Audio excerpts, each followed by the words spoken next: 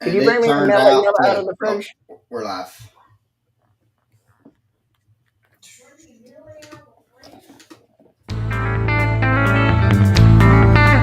A mellow yellow out of the fridge.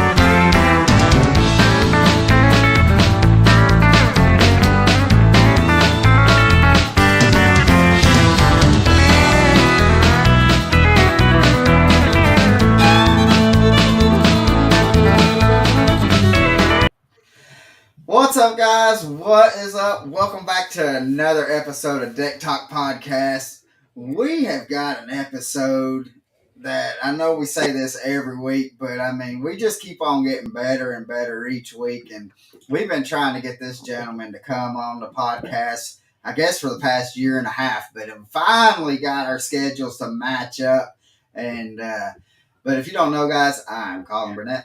That's right, Colin, and I'm normally, but we got to take care of some business first, man. We got to talk about the sponsor for tonight's episode, brought to you by Proline Baits, family owned and operated. They strive to produce the highest quality scents using the finest quality ingredients to guarantee anglers to catch more fish, whether you're in a boat or fishing from the bank. Now, when you match the hatch, you can also match the scent, covering a wide range of species. Proline Baits produces the highest quality attractants using an all natural extracts designed with the most advanced technology and scent capabilities. Not only releasing a full and robust scent, but delivering an unmatched taste to any fish. Proline Baits, a new generation of attractants for the avid fisherman to help you catch more fish. See what the stink is all about. Go to www.prolinebaits.com and don't forget, use our discount code DECktop10 for your instant savings at checkout again. That is prolinebaits.com, and don't forget, use our discount code DECKTALK10. All right, Colin, man. Yeah, we've been looking forward to this episode for a while now, but we have a killer guest on tonight, and he's sort of kind of a local to you and me up here Yeah. in the Lake Chickamauga area. But anyway, let's get right into it. Let's get this man a proper introduction. He is a two-time FLW Tour winner with 3 Bassmaster Classic appearances, 21 top 30s, 12 top 20s, 5 top 10s, one third, and has hosted the Blue Trophy twice, including his rookie year, coming from 10th place to first on Championship Sunday. Mr. Buddy Gross, what is going on, my man? Thank you for Man, glad to coming, bro. be here. Thank y'all Heck guys yeah. for having me. Yes, sir. So, man, I know I've talked to you quite a few times here and there at Jack's, and then whenever we were able to make it to tournaments, and even at the Classic past couple years. But it's always an honor and a pleasure to be able to chit chat with you. Yes, And yes, it thank is. you for coming on, brother. Yeah. Yes, sir. I wouldn't miss it. So, but let's just jump right into it. And I want to know, like, how did you get started into fishing, and then was it automatically straight into bass, or did you start out like how typically everybody does with going doing some bluegill fishing and crappie fishing and stuff like that? I fished for anything that would bite when I got started. Whether when I was a kid, I was very fortunate. My dad kept me around in the woods, and if I was in a trout stream, or if I was at a bass lake, or if I was behind the red food store catching them on a bare hook brim, it didn't matter. I Right. just wanted to catch a fish. I like that tug. Yeah. It got in my heart and in my soul, and I had no idea I was going to fish for a living. It just, the Lord blessed us and opened up some Yeah. doors, and we walked through them, and it just kept getting better and better and better, and here we are. Heck yeah. And that's one thing. It's they. I mean, that tug right there is probably one of the most addicting things that you can get. I Oh yeah. mean, this and the thing about it is once you get it and you fall in love with it, and then you just see your bank account just keep on dwindling down because you got to. Yeah, I'm living that lifestyle right now for the last 18 months, it feels like. So, but we want to talk though about your like growing up in, because you grew up in the Chickamauga area, correct? I did. My dad always took us fishing wherever we could. We when I was a kid, they had a lake, or trying to say like a cabin cruiser type deal at Harrison Bay. So I always hung around Harrison Bay. and stayed the summers up there. We camped or either stayed on that boat when I was a kid, but Right. I wasn't too much into boating. I'd have my dad with that cabin cruiser backed into a rock pile or a brush or something, and I'd ignore it. So he knew eventually we were going to have to get a boat. We started out the hard way, though. I mean, I was a young man, but I had a flat. We had a flat bottom. He took us a lot of Yeah. places, but I think before we got like a legit bass boat, I was probably 13, 14 years old. And Right. before we got one we could depend on, I was in my 20s. Right. So Right. Right. didn't I? He'd let me take his boat some, but these kids today have no idea how blessed they are to be able to do what they're doing. I didn't have my own personal bass boat till 1999. So Wow. Right. and that's a long time ago. But I was already in my 30s. Yeah. That's the Yeah. bad thing. So Yeah. I was blessed to have what I had, but once I got into the tournament fishing, even little dog fights and jar flies, whatever you want to call them here in the Right. afternoon. Once I got a taste of it, I couldn't quit. And then once I started Yeah. winning, it got to be to where a lot of people didn't like to see me coming, so I'd swap lakes for a while. I mean, it was one of them deals. People would call Yeah. and ask, "Hey, you going that?" No, I ain't going. We'd sit up the road and wait till about 2 minutes to slide in there on two Just wheels and jump. slide right on But in. hey, I was blessed. It all started on Nickajack, though. To be honest with you, Yeah. Nickajack's Yeah. where I started my own personal tournament career. Was Right. Nickajack, Yeah. Right. and it was a great lake. That I've had some 30-pound bags down there, some giant fish.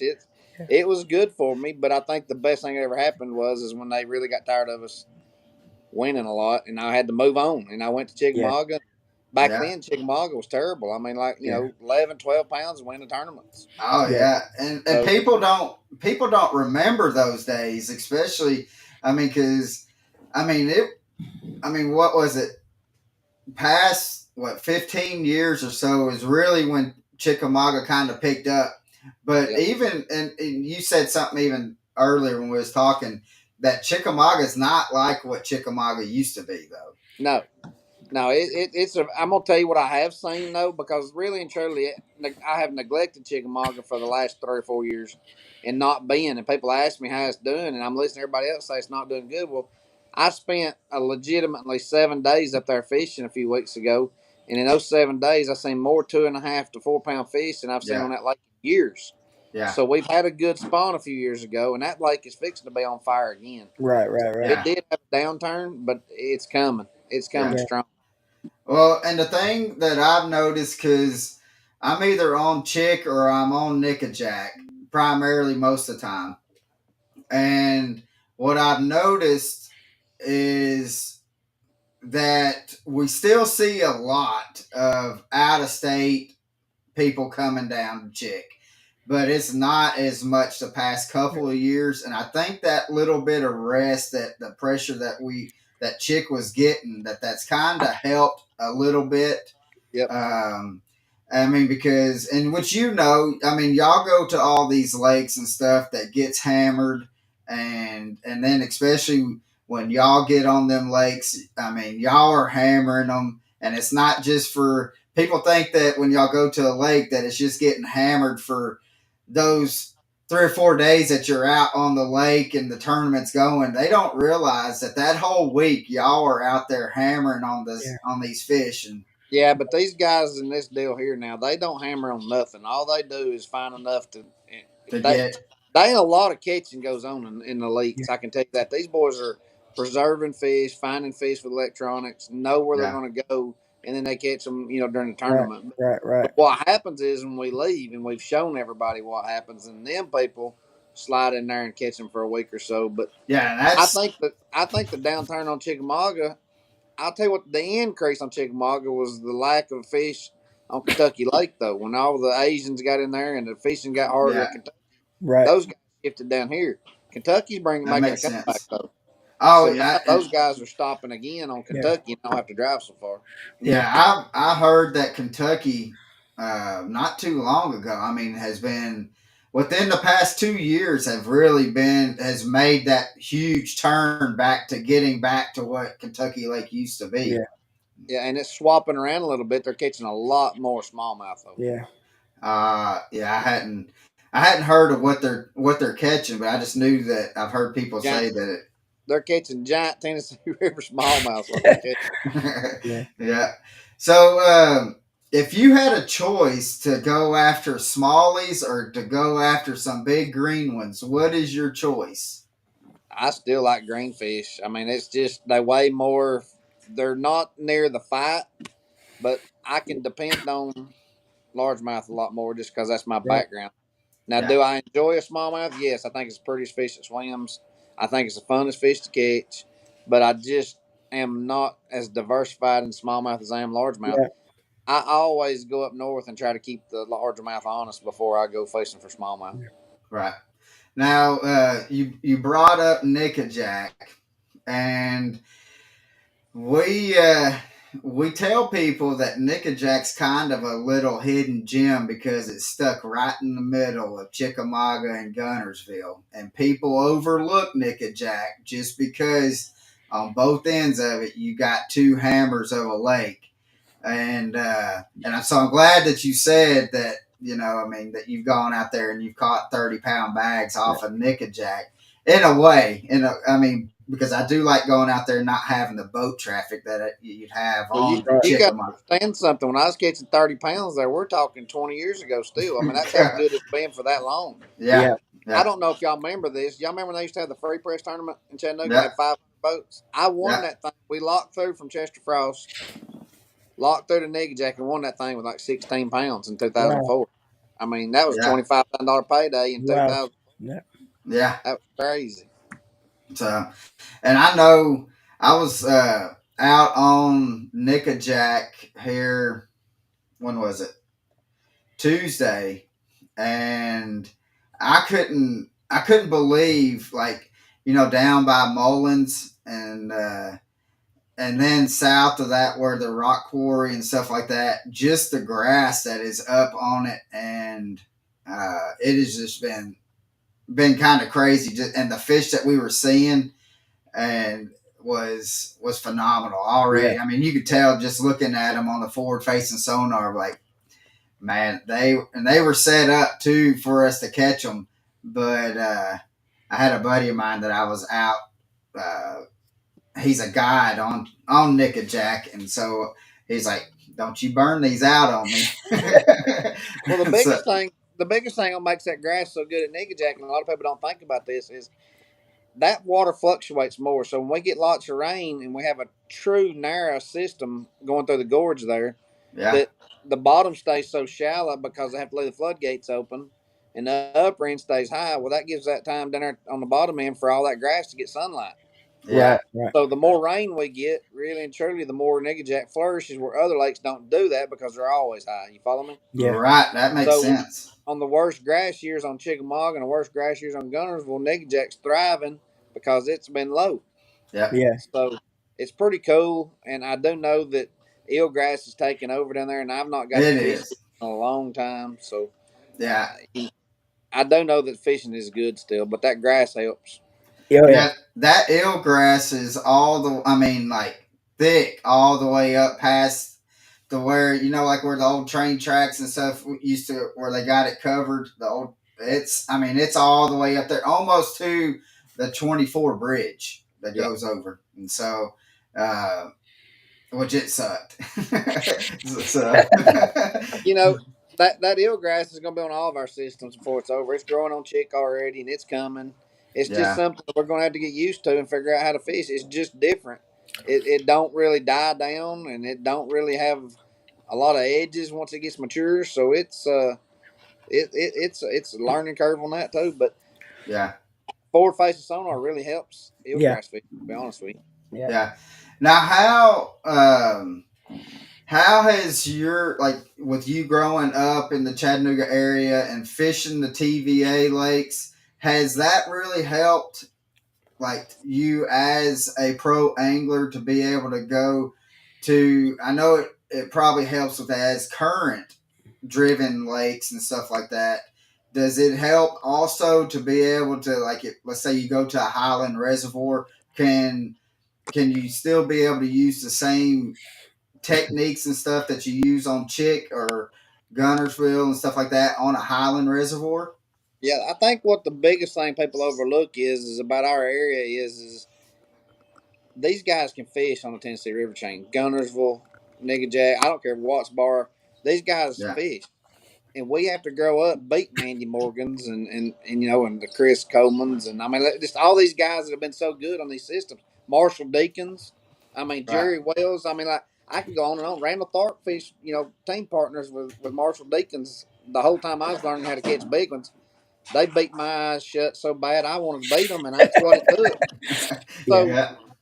when you have that kind of competition in your back door, you have to be able to compete. And if you can't beat those guys, it's hard to go on tour. I'm not gonna lie Yeah. to you. Yeah. I mean, there's a few guys I've seen that fish local that didn't do great that have been very successful anglers, but those guys were well diversified in bank fishing, finesse fishing, and picked up the forward facing sonar. And Right. very few of the, I don't like saying I'm an older guy, but I am getting there. I mean, I still feel young, but when you look at the roster, I ain't.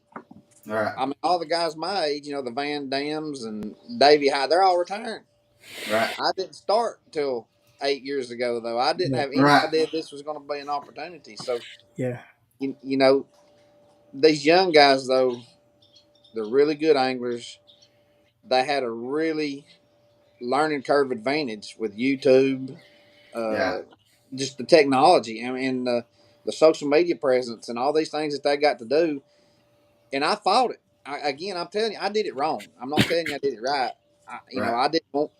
I didn't want Facebook till I had to do it for business reasons. You know, Right. I didn't watch YouTube. I went to the lake. I mean, but though He's now, old school. yeah, I mean, like you was talking about my hair jig, and we are going to talk about it in a minute. But learning how Yeah. to fish a hair jig, I had to go out there and learn it on my own. Right. Yeah. Now them boys is all telling me when they come visit me. I mean, I had some kids here this week come up to visit, and we were watching your video, learn how to throw a hair jig. I'm like, golly, heck no, I wish I'd have had that. You know, I mean, like, Yeah. Yeah. because unfortunately, I never fished as a co-angler, and that's something I can Right. tell these kids: be marshals, be co-anglers. Because when I left Chickamauga Lake, or let's just say the Tennessee River, to go fish for a living, I didn't know what a wacky worm was, didn't know what a drop shot was, and I didn't have a bait smaller than my tennis shoe. Yeah. So, Yeah. I mean, Yeah. like, it's a learning curve, boys. Yeah, It is. what would your best advice be for if we have some younger kids watching? What would your best advice be if you got some kids that's watching that actually wants to inspire to become a professional angler, time on the water, stuff like that? But what would your advice be if somebody wants to actually become a pro one day for the My younger wife generation? just walked up right here, and she's gonna love this answer. But have a backup plan just in case, for one. Yeah. Second thing is, because I'm all in. I mean, we're all in on this deal right here. If this don't work, I'm gonna be a 52-year-old man trying to figure out how to get a job. Have y'all? I mean, if you don't Yeah. think about that for a minute. If you've Yeah, done something your whole life, or let me Yeah. just say, my adult career opportunity has passed me. So now, if this don't work, I'm bagging groceries somewhere. So have a backup plan for one. Yeah. And the second thing is, use every social media outlet and tool you can to learn, because it's yeah, there. yeah, Right. I'm watching these young guys, and I think I'm gonna spit something out here at you that haven't said anybody on, into this market. I'm just gonna tell you that. But these kids, college fishing, high school fishing, they're all my age group wants to take everything to their grave. If it took us so long to learn how to do a technique, you don't want to share that with your buddy. You don't want to share it Right. with your brother, your mother, your sister, your aunt, or your uncle. You don't, much less your competition. Right. These guys are learning from each other, though, especially college kids. They're actually fishing as a team Yeah. in yeah, college, and the team wins, they win. You follow me? yep, Yeah. yep, So they're sharing waypoints, they're sharing techniques, they're sharing how they're doing it, how they're shaking their worm. They're sharing it all. Yeah. But you let me go call Gerald and say, Gerald, I need you to help me on this spot right here. Give me that waypoint. And Gerald's gonna say, sorry, bud. You didn't go find it. And Go it ain't find just it. Gerald, it's me, it's Gerald, it's Hackett, it's all of them. I mean, Yeah. we come from a different time and a different age. yeah, Yeah. It's almost, these college guys have their own fishing fraternity, in my opinion. I think that's how come Yeah. they get it so fast, yeah, so quick. And dude, if we as older fishermen don't get our stuff together in this competing element, we're gonna get past. They're already Yeah. doing it, Yeah. and Yeah. it ain't. They get a bad rap. A lot of these young guys for doing things wrong. They're not doing it wrong. They're doing it in groups where we're Yeah. trying to do it individually, and I Yeah. think that's Yeah. the biggest thing that we're trying to figure out. Yeah. Because we talked to. Oh shoot. I'm trying to think.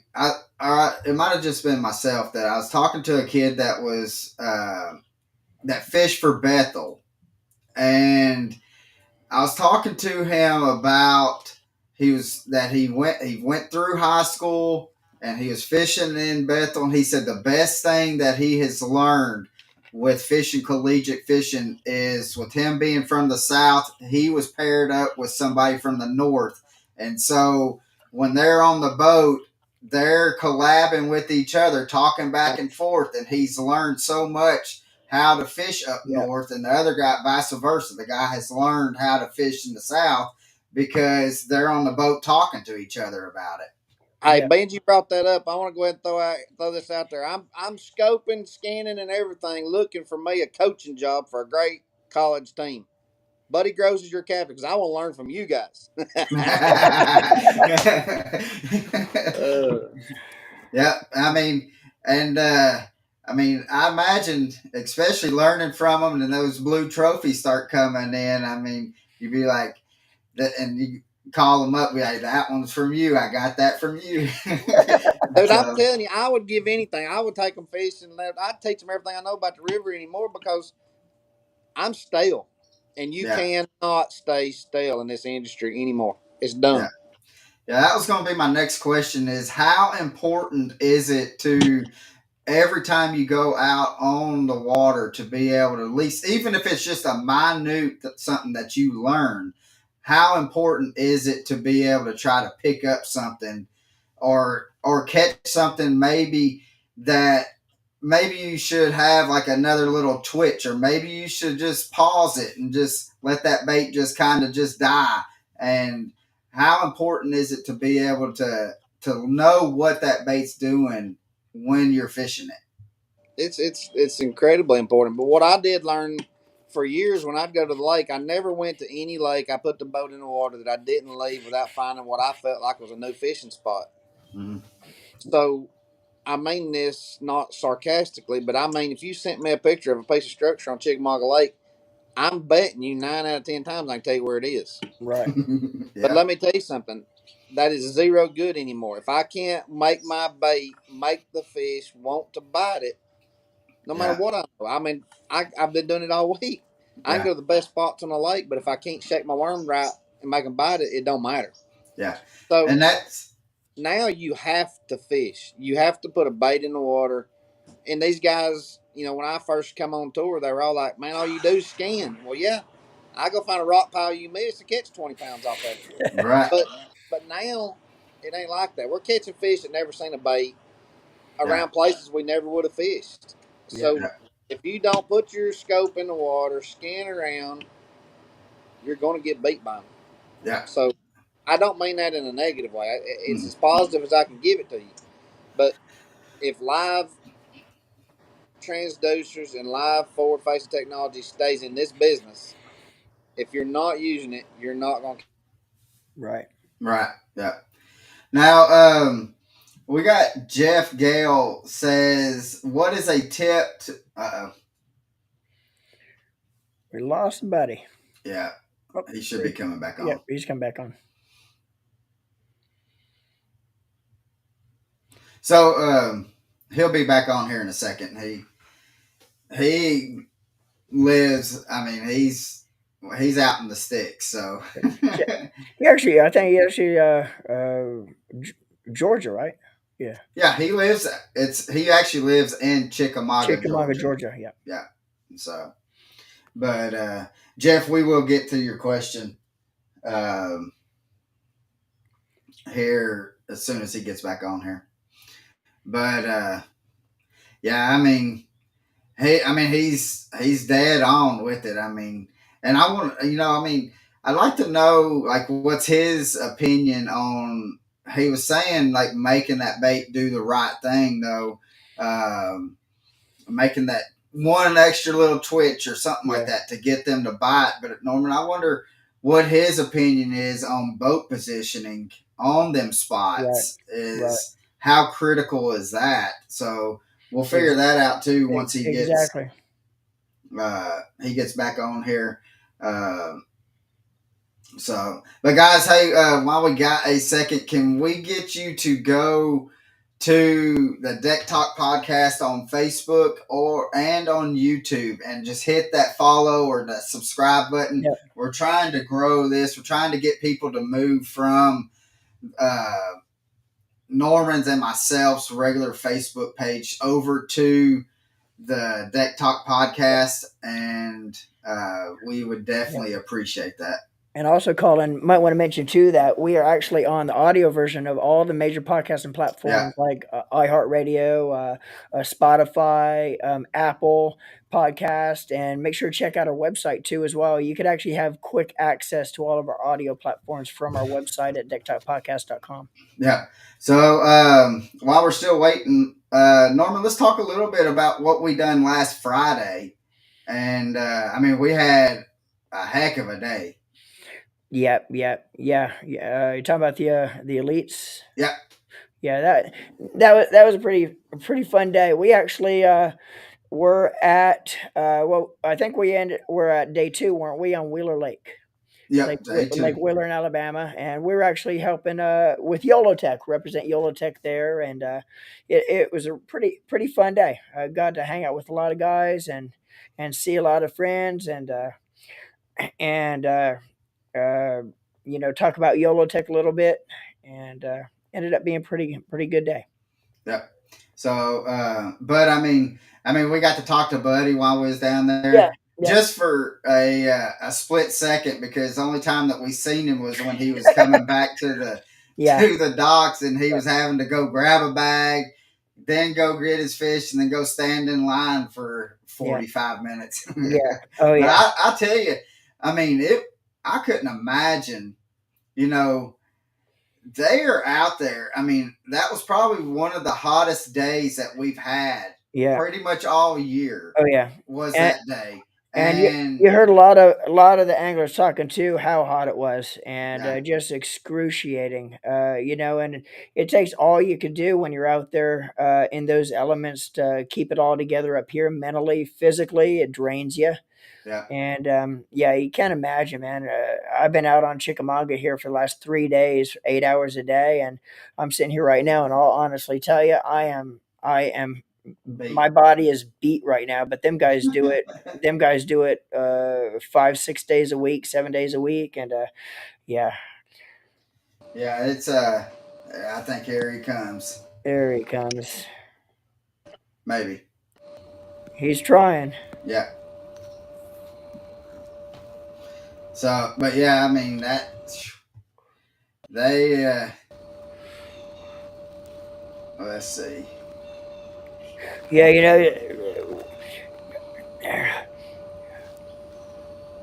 I'm out for 8 hours a day, and I get back, man. I'm so drained. But then you see legends like Rick Clunn still doing it, Yeah. still competing with these young bucks at Trouble. the highest level. You're good, buddy. We You're got good, buddy. audio. We just don't have the video. Oh my gosh. Yeah, he'll be back. But you talk about Rick Clunn, legends of our sport that's still competing at the highest level against these young guns and Yeah, still doing. 50 years. Man, let me tell you, and I go out for 2 or 3 days, and I'm complaining that I'm so drained and so tired, man, and you see Rick Clunn, and just such an impressive man, and what an impressive career, and he's still doing it at the top level. He's Yeah, still competing right up there with them boys, and in a lot of cases, still beating a lot of them. yeah. And I mean, it's just phenomenal just to see that. But let's see here. We can hear you, Yeah, brother. we got your audio.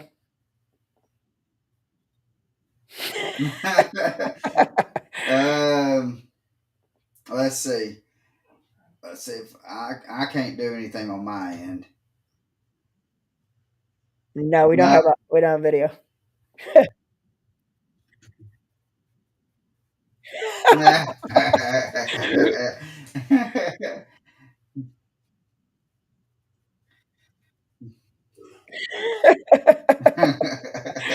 That's all good. That's all right. Um, We still got.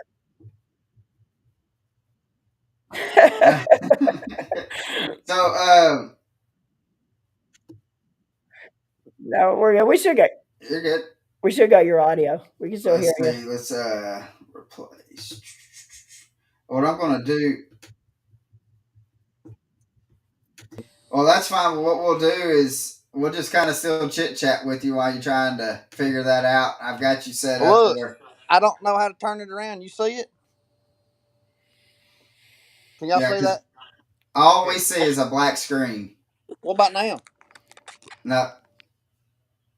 And everything on the video on y'all side. I'm sorry I'm messing you show up. Let's Oh, chit you No, chat. did. If no, I no. can figure it out, I You're will. good. You're You're good. good. You're good. So, um, another question for you, buddy, is Jeff wanted to know what is a tip to fish. What is a tip to fish eelgrass? He lost his audio. Yeah, I think he's working on trying to get the video back. yeah, I think his daughter might be helping him. it's all good. It Okay. is good, but so we will definitely we'll get the question in, Jeff. Here, Jeff. So I'm back now, Jeff. You there?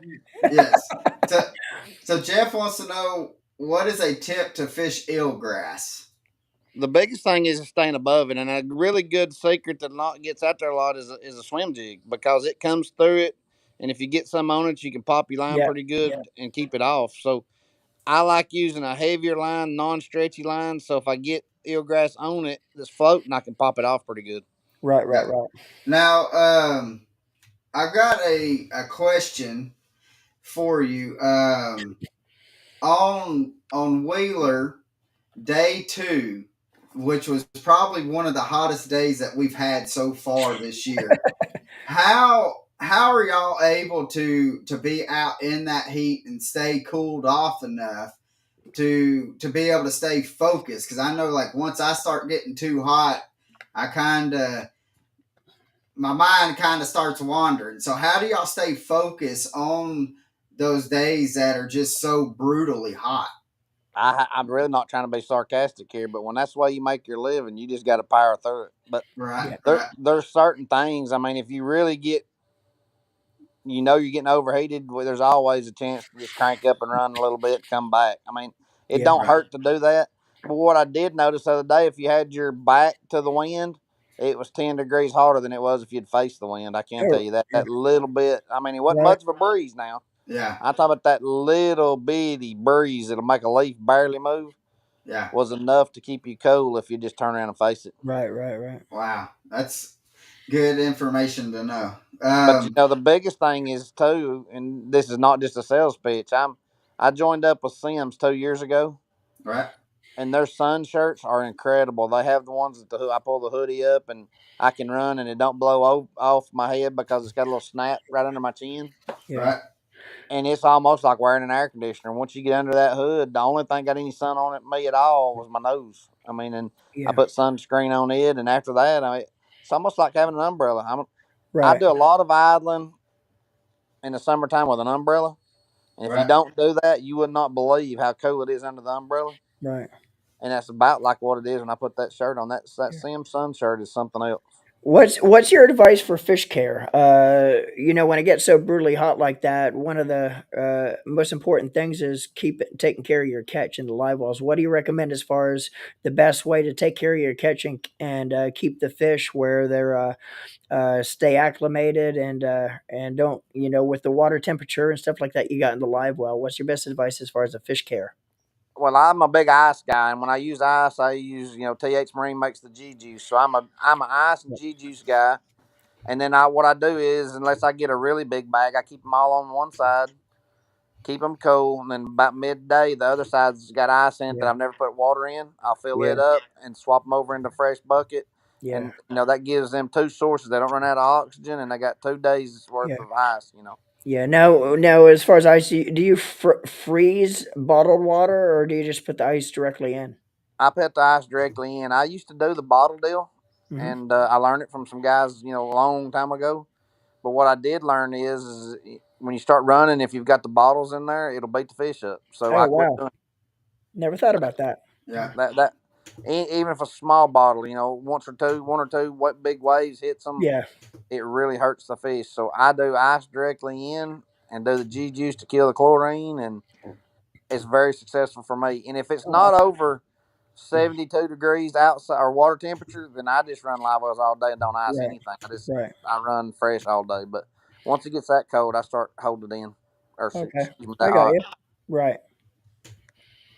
So, excuse me. Now you was talking about before you was talking about like making that right cast and stuff like on a rock pile or whatever. How much or how important to you is to have the proper boat positioning on that as well?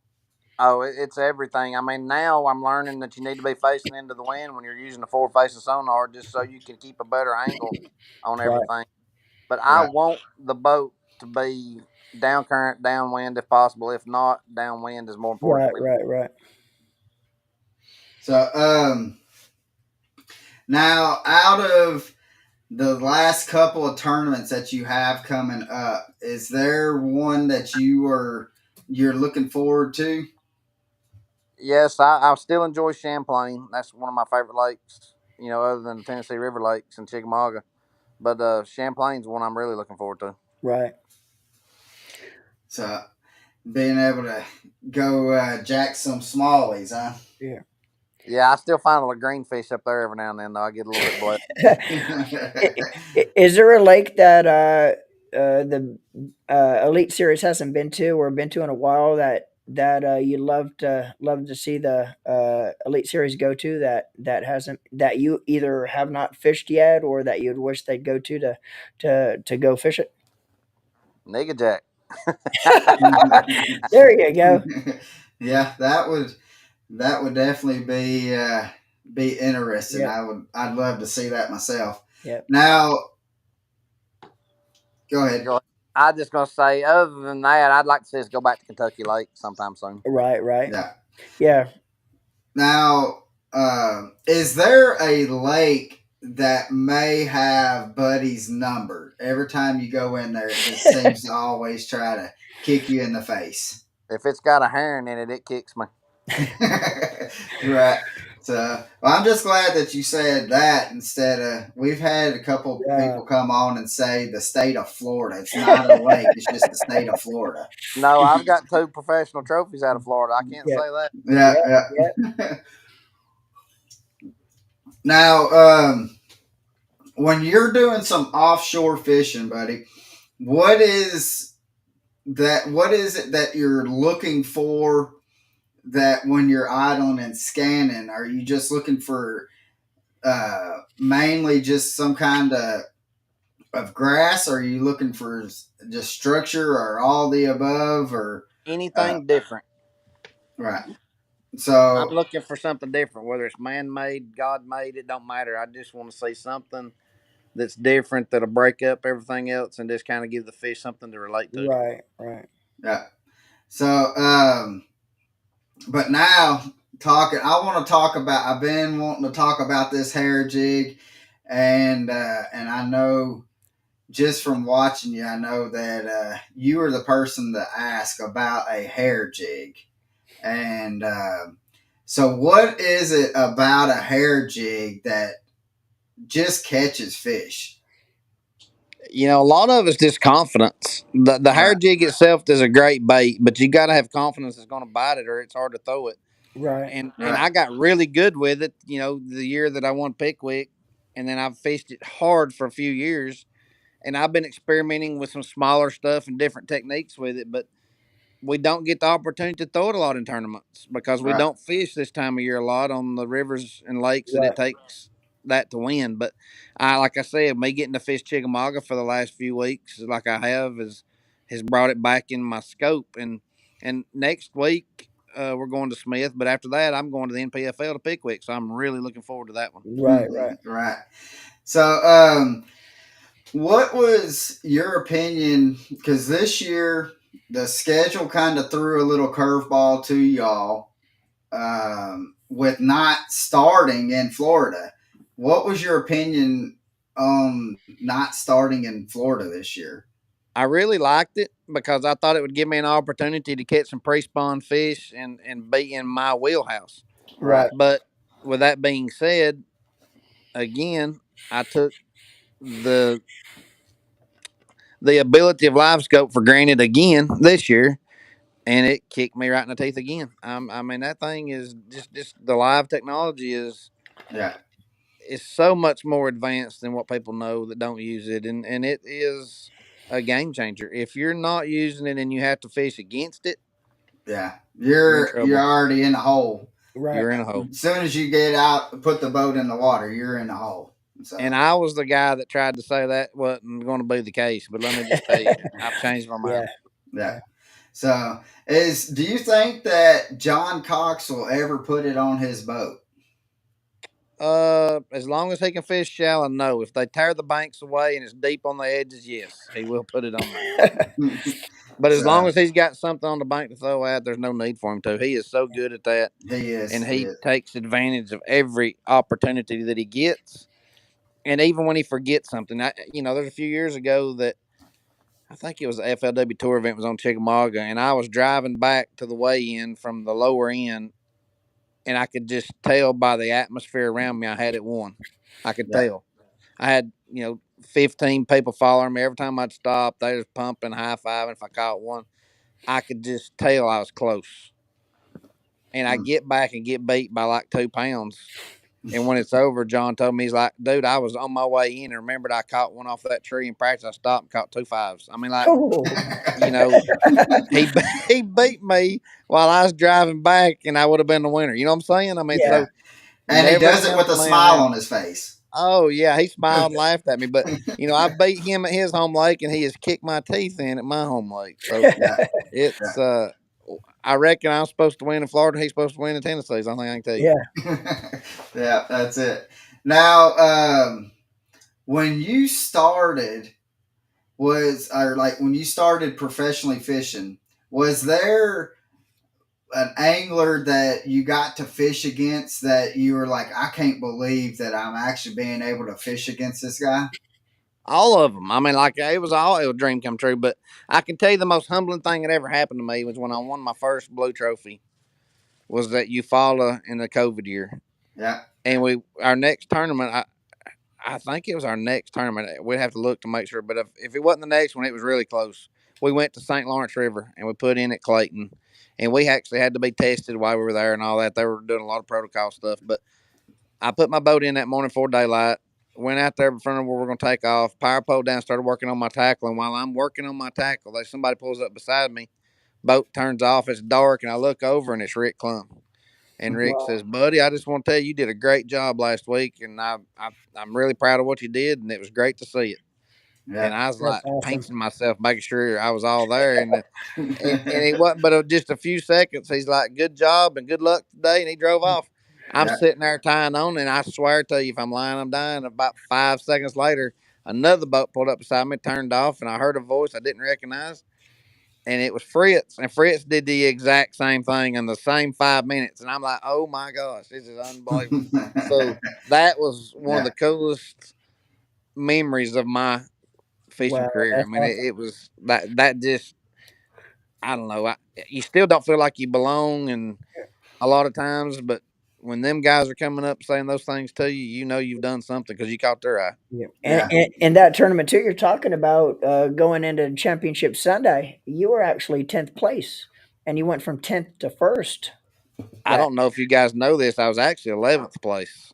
Shane LaHue turned himself in, and he had one too many fish in the live well, Oh wow. Mm, and he would have been 10th, and yeah. I Oh would have been man. 11th.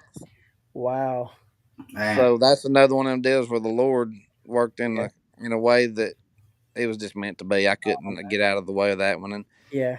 the first day of that tournament, I was going to be really smart, and I had a game plan. I was going to wear my life jacket all day and run 500 brush piles. And I jumped off a 10-pounder. I reeled up my kill switch in my reel and let a 7-pounder jump off at the boat. I should have had 30 pounds the first day, but I had 16. Man. Oh, wow. So, like I'm telling you, when it's supposed to happen, it happens. When it's your Yeah. time, it's your time.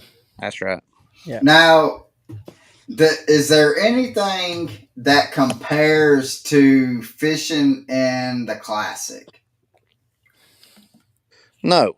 But you know, I have had some terrible finishes in the classic. My first classic, do y'all know that story? I Let's don't know. see.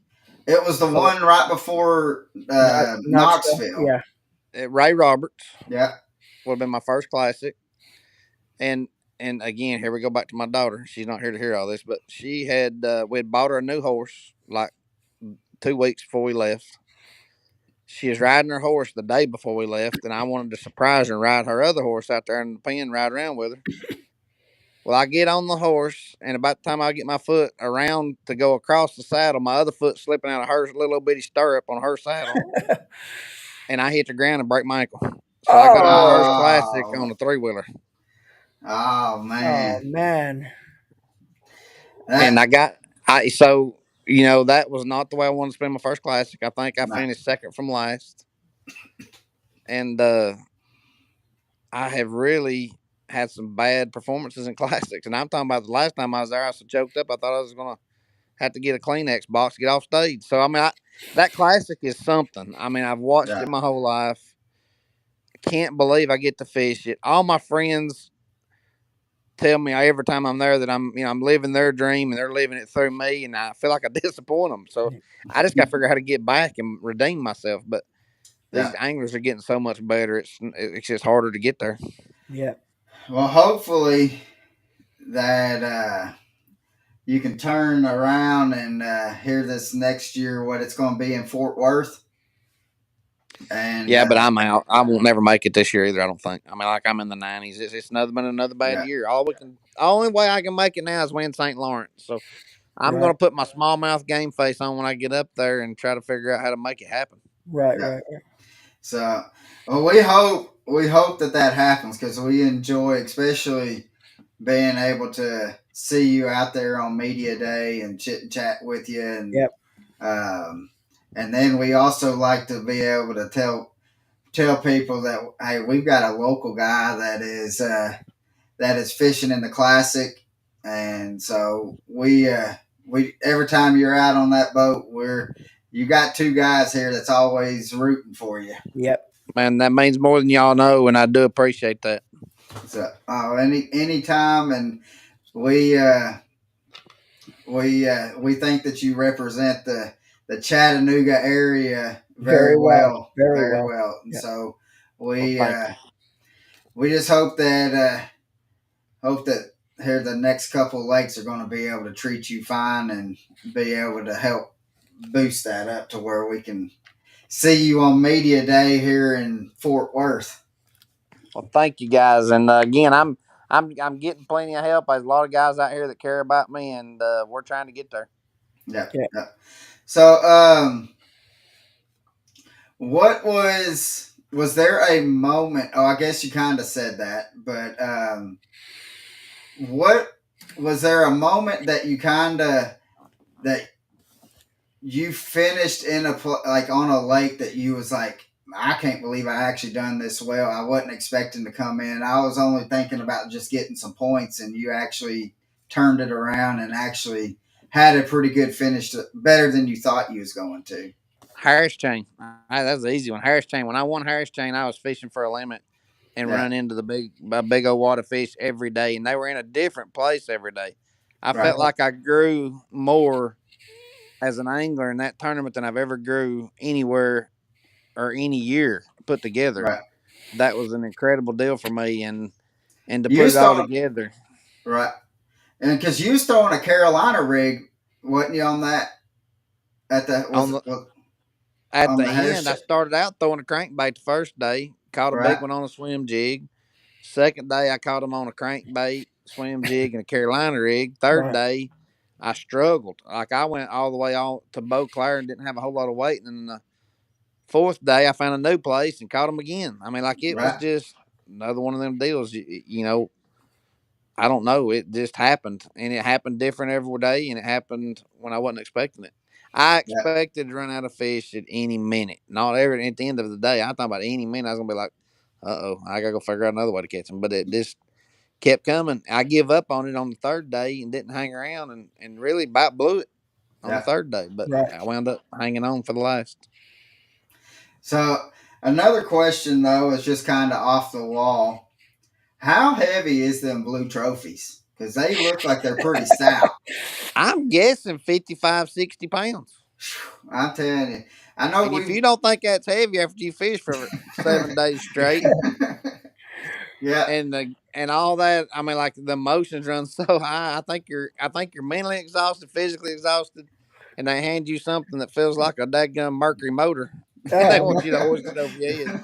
well, we do know when Ito won his, Mercer had to help him hold it up over his head, and I think he yeah. almost dropped it, and Mercer had to He catch almost dropped it. Yeah. So It could happen very easily. Yes, it. they are very, very heavy, but I'm hoping one of these days they tell us that it's full of gold and they just hadn't noticed. That might be the only thing keeping it around. right. Well, like uh, what was it?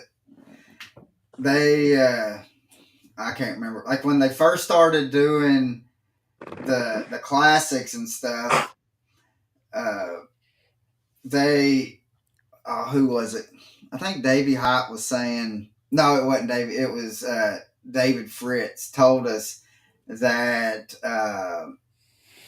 Ray Scott told him that if you win the classic, you're gonna be a millionaire, and Yeah. maybe that's his way of doing it. He knows in the classic trophy it might just be gold. Man, that would be something. I ain't thought about that. I might have to cut into mine.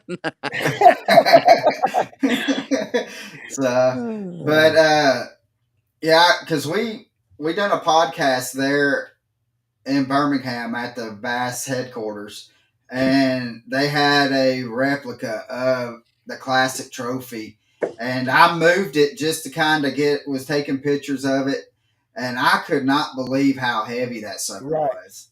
I've not touched a classic trophy. I don't want to touch it, hold it, Until feel it, or it's nothing until I get yeah, to host it up. Yeah. So yeah, and that's a lot of people.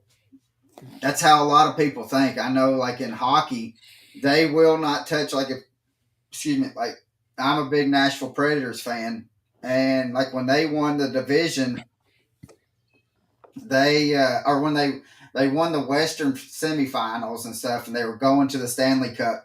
None of the players touched that trophy, and they're like the only trophy that we're going to touch this year is going to be the Stanley Cup, and yeah, um, so it's a lot of people, not just in fishing, that think that way either. So, but what is your favorite technique that if Buddy has to go catch a fish and what is the technique that you're going to go use? y'all are gonna laugh at me because I would have never said this 5 years ago. But a wacky worm. Yeah, and especially coming from Chick and knowing that a lot of people from Chick are more power fishing and than say a wacky worm. It definitely, I was not expecting that to be honest with you. Most people wouldn't, but I'm telling you right now, it's put a lot more money in my pocket than what I ever dreamed it would. Right. Yeah. Right. So, And the way but we follow the spawn around all over the country, we can throw it at every tournament we go to. yeah, Right. that's true. So, we're like, what would you think? Like, if I know that it, I mean, it's a long drive out. Would you like to see Bass take a tournament out to like the Delta? I would love to see it, but I would hope it was on a year that I had done well before. You know, I'm like, it's the expense of this, guys, is mind boggling. Yeah, And the tournament, I have great sponsors. So when I say what I'm fixing to say, don't take this the wrong way, but I have great sponsors. right. But we need greater. I mean, we really and Yeah, truly to see this sport could grow where it needs to grow.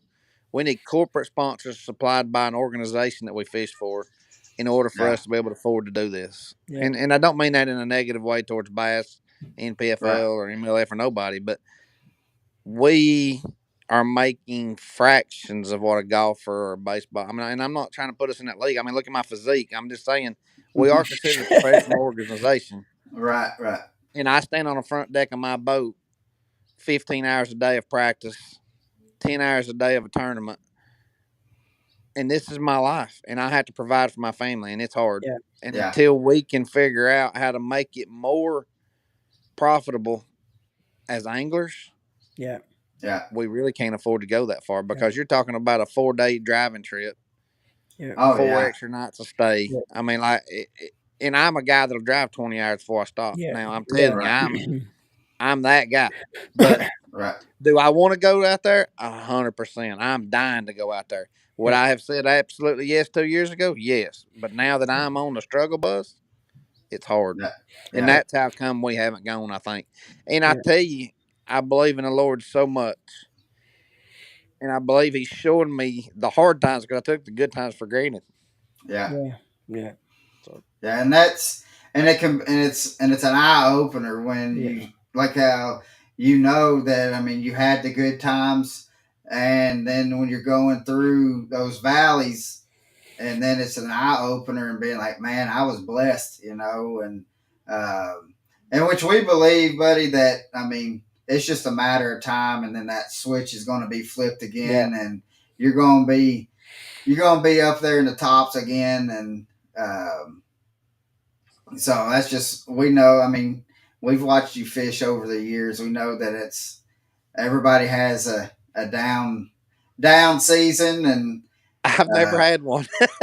So that was why it was so hard. yeah, I mean, like, I've had some, some mid pack stuff, but to be in the back of a field, it's rough now. You yeah, yeah, talk about a hard pill to swallow. It's hard.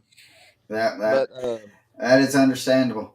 Now, if you could go anywhere in the world to fish, where would you want to fish, and what would you want to catch? at this point in my life, knowing where I think this sport and industry is going, I'd want to go to Japan, and I'd want to fish with the best finesse fishermen they have. Yeah, wow, that's that is very interesting. yep, I would have never not that wouldn't have been was something that I would have thought about, but that makes total sense, yeah, especially seeing all these guys that are coming over from Japan that they are phenomenal yeah, with that finesse and stuff like that. They don't want See to the show you their bait, but they're phenomenal about it. Well, the whole deal with that deal is though their lakes, believe it or not, there are a lot of bass fishermen over there. Right, Their lakes have been so highly pressured for so long, they've had to do what they're doing. It ain't what they chose to do. Their fish are so pressured that they had to do that. So what they are is they're ahead of us. right, They're right, ahead of right, us because we've not had the pressure until COVID hit. We didn't know what pressure was. Now we right. know right, what pressure is. yeah, So Yeah, now we're having to experience something that we're not used to.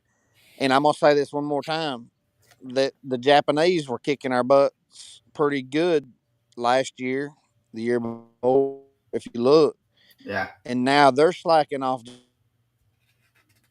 And you that network. They don't have a net. Our college guys have a network of 100 or yeah, hundreds, however you yeah. want to look at it. But whatever they're doing, they're networking, and that's what's making this. They may not be networking on the elites, Right, but they networked before they got here right, to have those spots, to have those yeah, techniques, to have those experiences.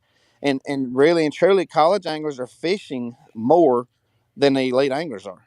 They're fishing more tournaments because they're fishing two divisions. right, They're fishing more during the week because they're getting paid to fish at college. I mean, these college anglers are almost like an ultimate warrior type deal. They have been bred and raised to do this, and that's why they are standing out. right, right, They have outfished us, outlearned us, outmanned us, outgunned us, and I don't mean that as, and I'm not saying us like I'm against them. I'm just saying they've done a really right. good job of doing their job. Yeah, that is. They don't have a daughter and a wife and a mortgage, and I mean they're Yeah, they're they're they're set up for success. Yeah. And the Well, only way us guys that are got some age on us are going to succeed again is to figure out how to outwork them. Yeah. yeah, that is true. Yeah, because when we had Trey McKinney on, he told us that he has not been home since January, the Yeah. beginning of January, and he was not going to be home until St. Clair or something like that. Yeah. Well, The week look, before St. Clair. I left here when we started, which I think was 1st of February this year, and my wife just walked out here, so she keeps me straight on my dates because I'm really bad at it. But I bet I hadn't been home. I bet I've not been in my bed at home 3 or 4 weeks since February because Yeah, I'm trying to catch up. And I'm yeah, telling you guys, if there's anybody that you can listen to that's trying to catch back up, it's me. Everybody wants to win, yeah. but there's nobody wants to lose as bad as me. I mean, I can't Yeah. stand to lose. I am not a bad loser, but I am a You just hate piss it. poor loser. Yeah, you just I'm hate just bad. it. So, well, And buddy, we the losing, and again, losing is not winning the tournament. Losing is not being in the top 50 to me. Yeah. right. Yeah. So, and uh, and I mean, and especially when you're in that high echelons of anglers, there's not an angler out there that is. I mean, every single one of y'all are probably one of the most competitive guys that I've ever ran into, Yeah. and I mean, you can see it in everybody's face that doesn't make that 50 cut, and you can just see them. They're not happy about it by Well, no you can means. see what's happening to the elite roster this year. I mean, we're losing anglers every month. Yeah, I mean, dude, you everybody thinks we got it made. We don't get free boats. We don't get free motors. There's a handful of them that gets a lot of stuff, but the others have to work by cashing checks. And if I yeah, don't Yeah. cash checks, we don't get to eat. So yeah. Yeah. So, well, buddy, we've had you on for a little bit over an hour, and we don't want to take up too much more of your time. But Norman, you want to ask Yeah. our final question, and we'll Yeah. wrap it up. Yeah, buddy. If you were to have or able to fish with one person, and this person could be passed away or still with us, but have this person on your boat to fish with for the day, who would you want to fish with for the day, and why would you want to fish with this person? my dad, Heck Right. yeah, there's Right. nothing like it, is it? y'all hurt me. No, he didn't get to see me fish professionally, but he'd love it. Yeah. That's awesome. Awesome, buddy. So, and to be able uh, to my dad gets to go out a couple times a week with me. He used to go out more. Then my mom had a stroke, and so he stays home. But over the years, I definitely, when I was younger, I took it for granted, and now since my mom had a stroke, it has really hit me more to cherish that moment. That every time that Yeah. one that he's out on the boat, and then two every time that he catches a fish, be like that's something else. So Yeah, I definitely when understand you that, don't brother. have that to lean on anymore, or make that phone call when you need to talk to them. You don't Yeah. realize it until it's Yeah, gone. Yeah. yeah. Yeah. So, but buddy, we definitely appreciate it, and cannot thank you Yeah. enough. Yeah. And Thank you so much, buddy. This has been awesome, man. We really appreciate taking the time and getting on here with us and just talking some fishing, man. But yeah, we really appreciate coming on here, buddy. And thank you again. Absolutely. I thank you for having me, and I'm sorry I messed up the video. Oh no, oh no, you're no, good. You're good. it's all good. I was able to slide in a picture of you holding a blue trophy. So uh, I was able to make it work. So Well, I um, do appreciate you guys, and hope you ask me again. Yes, sir. yeah, we definitely will. Definitely will. And tell Bella that we hope that she does good this weekend, and and just stay up on the saddle. Yeah. Yes, sir. Thanks, y'all, So, guys. Buddy, all thanks, right. brother. See you later, man. See, See you. guys, thank you for watching, and thank Yeah. you again, buddy, for coming on. And man, it's Norman. We are just so blessed to be able to have these guys Yep. come on. And man, the good Lord has definitely blessed us. Yep. Yep. It's And been fun, man, but we wouldn't be able to do this, Colin, without all of our viewers, everybody that watches us week in and week out, and follows the Dick Talk podcast. But we wouldn't be able to do it without everybody out there, and yeah, we just want to say thank you to all of our viewers, everybody that watches, because, like I yeah, say, because of everybody out there that watches us and follows us and keeps up with us, subscribes to our platforms. They're the ones that actually is the reason we could do this and do what we did. yeah.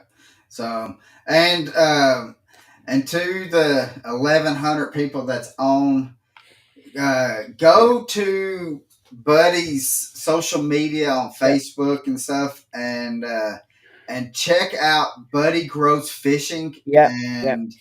and start following him. I mean, because he has had a down year, but it's just a matter of time. Just a I matter mean, of time before I feel, and I know you feel too, Colin. It's just a matter of time before he's holding another one of them blue trophies. yeah, it is. It is.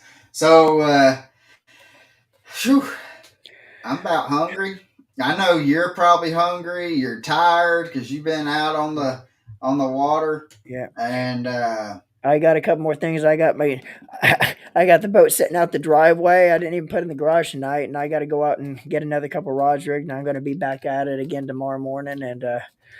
But anyway, yeah, man, been good, and I can't even. I think my calendar's in the truck. I can't even remember who's on next week's episode. But Caleb, don't Oh, yeah, yeah, yeah, that's right. We got Caleb Bell gonna yeah, be on next week's episode, so it's gonna be a great episode. Caleb Bell, by the way, is one of the, if not the best, graphing guys out there on the water. yeah, Boy, he really knows how to graph, uses electronics, so hopefully we can talk to him a little bit about that yeah. next week. And the thing about it is, so I mean, he's great at the graft, Yeah, but he's probably the best hands down person with map studies.